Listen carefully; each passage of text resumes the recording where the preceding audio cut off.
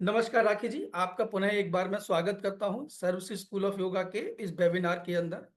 और यह हम लोग बात करेंगे कुछ महिलाओं में आ रही कुछ समस्याओं के बारे में। जैसे कि आप महिलाएं जो होती हैं बेसिकली वो उन लोग प्रॉब्लम्स होती है कि महिलाओं संबंधित जो प्रॉब्लम्स होती है उस पर हम लोग डिस्कशन करने के लिए हम लोगों ने वेबिनार किया है। और एक छोटा सा ब्रॉडकास्ट है, 15 मिनट का ब्रॉडकास्ट रहेगा जो दो पार्ट्स में हम लोग करेंगे, पार्ट्स 1 और पार्ट्स 2 में, है ना। आपका बहुत ज्यादा अनुभव है इस फील्ड के अंदर।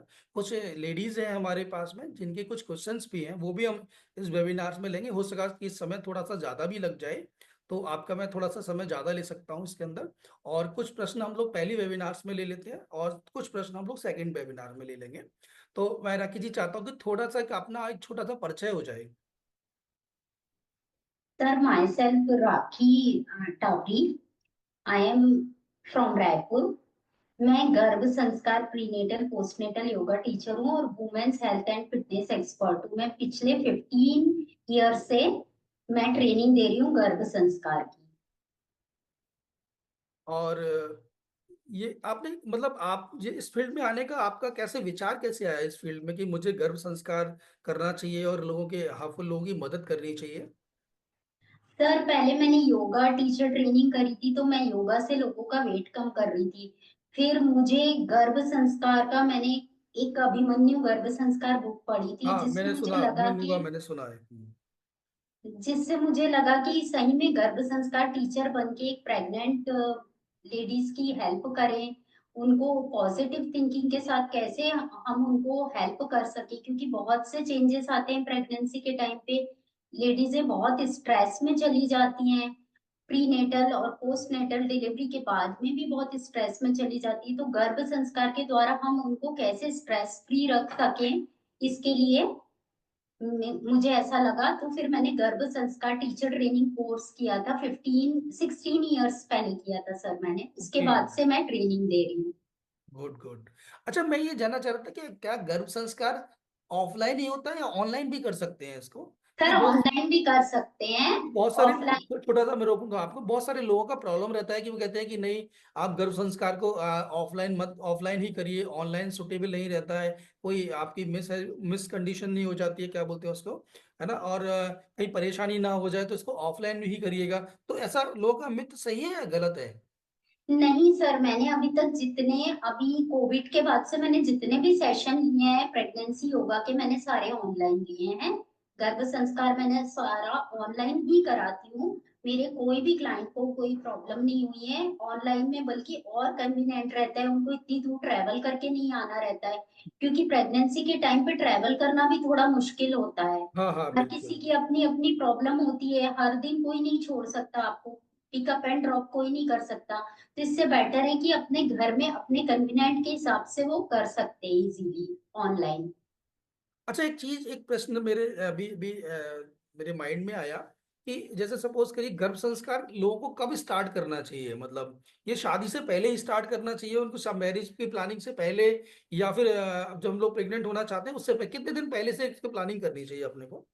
सर, वैसे तो प्री कंसेप्शन के पहले ही गर्भ संस्कार स्टार्ट कर देना चाहिए, क्योंकि आयुर्वेदा के हिसाब से 1 साल पहले हस्बैंड वाइफ दोनों का पूरी तरह से डिटॉक्सिफिकेशन किया जाता है, उसके बाद फिर मतलब वो प्रोसेस होता है। तो बेटर है कि पहले चालू कर दे, लेकिन ऐसा कुछ नहीं है, यदि किसी को नहीं नॉलेज है और वो प्रेग्नेंट है महिला, तो वो कोई भी ट्राइमेस्टर से गर्भ संस्कार को स्टार्ट कर सकती है। कोई पर्टिकुलर ऐसा नहीं है कि पहले से ही करे, पर पहले से करे तो उसके बहुत बेटर रिजल्ट मिलते हैं। अच्छा अच्छा अच्छा। जो प्लानिंग कर रहे हैं तो पहले से कर लें तो ज्यादा बेटर है।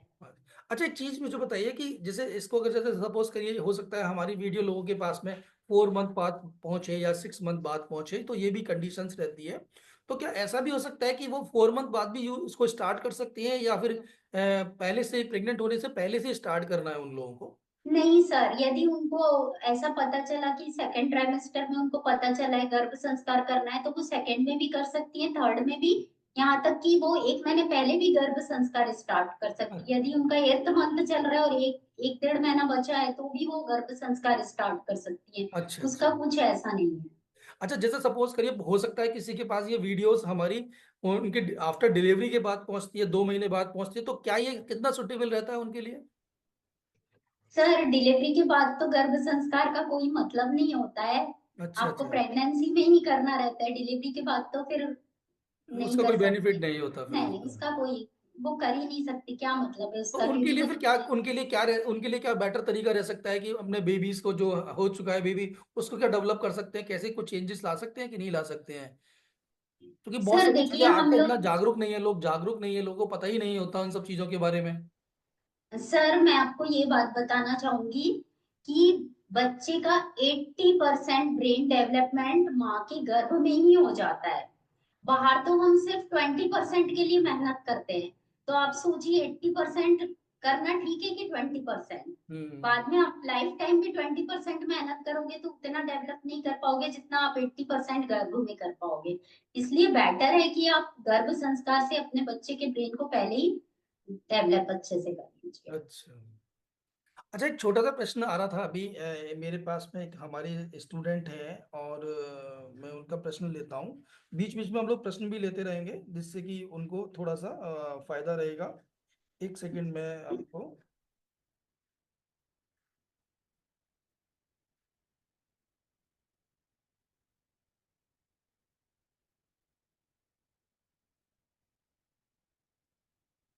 अच्छा, ये बताइए, इसकी आवश्यकता क्यों पड़ती है लोगों को गर्भ संस्कार की कराने के लिए? मतलब इसका साइंस कुछ कहता है और धर्म, हमारा शास्त्र कुछ कहता है, या दोनों का मत एक ही है? सर देखा जाए तो दोनों का मत एक ही है। साइंस ने भी अभी इसको प्रूव कर दिया है। आजकल सबकी लाइफ में स्ट्रेस एक कॉमन चीज हो गई है। कोई लेडीज यदि प्रेग्नेंट होती है तो उसकी लाइफ में आजकल 80% लेडीज जॉब करती है, तो उनको जॉब का भी स्ट्रेस होता है, और प्रेगनेंसी के टाइम पे जो हार्मोन्स चेंज होते हैं उसके कारण मूड स्विंग्स होना, नींद नहीं आना, बहुत सारी प्रॉब्लम होती है। तो सबको मेंटल पीस की जरूरत है। और माँ की जो भी प्रतिक्रिया है वो जो गर्भ में पल रहे बच्चे पे हर चीजें बहुत इफेक्ट करती है। इसलिए गर्भ संस्कार जो है यदि हम स्टार्ट कर देते हैं तो उससे ये सारी प्रॉब्लम नहीं आती है। जो प्रेगनेंसी जर्नी है वो स्मूथली निकल जाती है और मदर को पता भी नहीं चलता है कि उसकी जर्नी इतनी स्मूथली चल रही है। अच्छा, मैं राकेश जी, एक छोटा सा क्वेश्चन था। ये हमारे जो क्वेश्चन है ये है सरता मैम का है। सरता मैम दिल्ली की रहने वाली है, और उन्होंने हमारे पेज पे एक फॉलो डाला था। और उनका कहते हैं कि हम लोग जो संगीत सुनते हैं, क्या वो वाकई में बच्चे के पास जाता है क्या? जी सर, सही में बच्चे के पास जाता है। माँ यदि कोई सूथिंग म्यूजिक सुनती है तो उसका इम्पैक्ट बच्चे के ब्रेन पे बहुत पड़ता है, उसका ब्रेन डेवलपमेंट बहुत अच्छे तरीके से होता है यदि वो संगीत सुनती है। तो जब वो संगीत सुनती है तो उसका ऑल ओवर डेवलपमेंट बहुत अच्छे से होता है, ब्रेन पे बहुत इफेक्ट डालता है।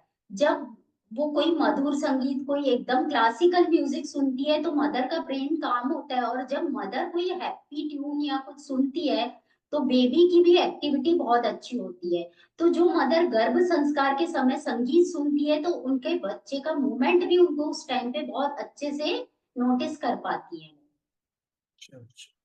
अच्छा, एक बात बताइए, जैसे गर्भ संस्कार और अनुवंशिकता के बीच क्या संबंध होता है? सर गर्भ संस्कार और जो आप जेनेटिक अनुवंशिकता। बोल रहे हैं। अनुवंशिकता एक शब्द होता है कि हमारी ये है, सरता जी हैं, कानपुर की रहने वाली, उनका एक क्वेश्चन क्वेश्चन आया है मेरे पास। गर्भ संस्कार और अनुवंशिकता के बीच क्या संबंध होता है? आनुवांशिकता मतलब जेनेटिक होता है सर। ये साइंस ने भी ये प्रूव किया है कि यदि आपकी कोई जेनेटिक प्रॉब्लम है, जैसे हम लोग बोलते हैं कि हमारी फैमिली में किसी को डायबिटीज है तो वो हमको भी आने के चांसेस है। जैसे सपोज हमारी मदर फादर को डायबिटीज है तो हम बोलते हैं ना कि 80% हमको भी चांसेस है कि हमको डायबिटीज आ जाए। तो गर्भ संस्कार एक ऐसा है जिससे आप ये जेनेटिक प्रॉब्लम को भी रोक सकते हैं। यदि आप प्रॉपर तरीके से गर्भ संस्कार की प्रैक्टिस करते हैं तो जेनेटिक प्रॉब्लम को भी आप रोक सकते हैं। तो ये जीन्स को भी प्रभावित करता है। अच्छा, एक छोटा सा प्रश्न था कि वो मैडम है हमारी, एक रश्मि मैम है और मुंबई की रहने वाली है। उनका प्रश्न है कि गर्भ संस्कार में जो लोग जिन लोगों ने बेनिफिट्स लिया है, तो क्या वाकई में उन्होंने बेनिफिट्स लिया है या केवल एक ब्रांडिंग है पूरा का पूरा, कि मार्केटिंग करके लोगों को कुछ धन अर्जित किया जाता है? क्योंकि अभिमन्यु वाली बात तो शास्त्रों में लिखी हुई है, वो हम लोगों ने देखी नहीं है ना? तो क्या वो सही है, या जैसे लोग जो लोग गर्भ संस्कार करते हैं, क्या उनमें बच्चे जो रहते हैं उनके उनमें कुछ ज्यादा डेवलप माइंड ज्यादा डेवलप होता है उन लोगों का क्या? देखिए सर, मेरा जो अनुभव है अभी तक का गर्भ संस्कार का, मैंने कम से कम 200 प्लस प्रेग्नेंट वुमेन को ट्रेन किया है, गर्भ संस्कार ट्रेनिंग की है अभी 15 इयर्स में। तो मेरे ही कुछ क्लाइंट्स हैं जिन्होंने मुझे फीडबैक दिया है, और उन्होंने कहा है कि जिसका फर्स्ट बेबी है, उन्होंने उस टाइम पे उनको नहीं पता था गर्भ संस्कार क्या होता है। तो उनका बच्चा जो है बहुत ज्यादा जिद्दी, हर चीज में जिद करना, परेशान करना। और अभी उनका जो सेकंड बेबी हुआ है, जो उन्होंने गर्भ संस्कार पूरा मतलब प्री कंसेप्शन से चालू किया, और कुछ कुछ लोगों ने थर्ड ट्राइमेस्टर में भी चालू किया, उन लोग मुझे ये बताते हैं कि उनके बच्चे इतने शांत और इतने काम है, और एकेडमिक में भी आगे हैं, हर चीज में, हर एक्टिविटी में आगे हैं। और हर मतलब पेशेंस लेवल उनका बहुत ज्यादा है। आजकल हम लोग देख रहे हैं सर, मतलब आजकल के बच्चों में पेशेंस नाम की चीज ही नहीं है, उनको नहीं सब नहीं। चीजें फटाफट होना, जीरो पेशेंस हो गया है। तो जो गर्भ संस्कार से बच्चे हो रहे हैं वो बहुत ज्यादा धार्मिक प्रवृत्ति के हो रहे हैं, हर चीज को कामली हैंडल करते हैं, से बड़ी समस्याओं को इजीली हैंडल कर लेते हैं। स्ट्रेस लेवल उनका कम होता है। आजकल आप देख रहे हैं पढ़ाई में भी इतना कंपटीशन बढ़ चुका है कि सबको आगे जाना है। तो बच्चे उसमें भी, कई बच्चे स्ट्रेस के कारण बहुत सी प्रॉब्लम क्रिएट हो जाती है, उन लोग स्ट्रेस में चले जाते हैं, डिप्रेशन में। तो ये जो गर्भ संस्कार से जो बच्चे होते हैं, ये एकदम काम माइंडेड होते हैं, इनको स्ट्रेस और डिप्रेशन वाली प्रॉब्लम कभी लाइफ में नहीं होती है। समय बहुत कम है हमारे पास, और हमारे पास तो बहुत समय है, लेकिन आपके पास, आपको अभी बैच लेने होते हैं, तो इसलिए मैं आज की बात यहीं समाप्त करूंगा। और जल्दी ही, कुछ हमारे 5 एक प्रश्न रह गए हैं, हम लोग जल्दी एक नए वेबिनार में आपको होस्ट करेंगे और फिर आपसे कुछ प्रश्नों का उत्तर देंगे, जिससे कि एक एक नए विकास, एक नई दुनिया का विकास हो सके, और एक भविष्य में एक नई जनरेशन गैप जो प्रॉब्लम चल रही है वो समाप्त हो और लोगों को नया डेवलपमेंट मिले। तब तक के लिए नमस्कार, आपका पुनः एक बार मैं स्वागत करता हूँ।